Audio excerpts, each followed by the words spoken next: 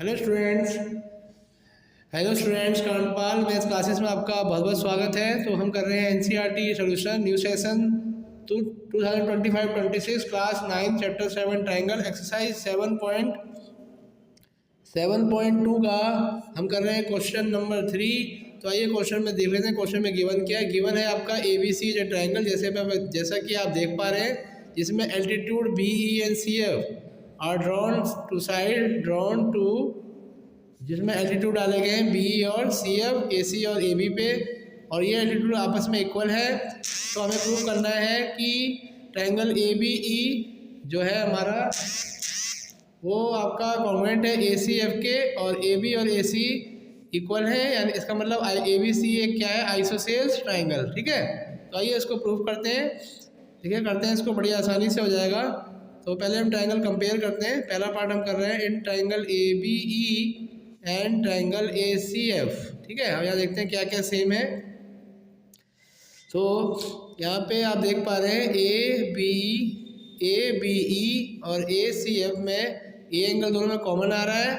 ठीक है, यहाँ पे दो एंगल ये 90-90 के भी आ रहे हैं। ठीक है, तो अब और यहाँ पे BE और CF भी इक्वल है। ठीक, तो कैसे करेंगे इसको। पहले लेंगे आप एंगल A और एंगल A, दोनों में क्या आ रहा है, आपका कॉमन आ रहा है। ठीक है, दूसरा हम क्या करेंगे, एंगल AEB और AFC दोनों 90 हैं। AEB और AFC ईच 90, ये हमें गिवन है। ठीक है, ये हमें गिवन है। और तीसरी चीज़ हमारा BE और CF ये भी आपस में इक्वल है। ठीक, B = CF, ये हमें गिवन है।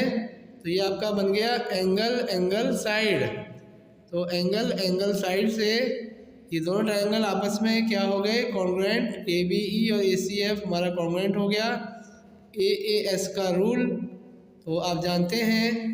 तो ये पार्ट तो हमारा प्रूव्ड हो गया। अब जानते हैं जब ट्रायंगल कॉन्ग्रुएंट हो जाते हैं तो उनकी कॉरस्पॉन्डिंग साइड इक्वल हो जाती है, यानी AB और AC भी इक्वल हुआ। ठीक है, CP CD से जब AB और AC इक्वल हुआ तो ट्रायंगल ABC हमारा क्या हो गया, एक आइसोसेल्स ट्रायंगल। क्योंकि आइसोसेल्स ट्रायंगल में दो साइड क्या होती हैं, इक्वल।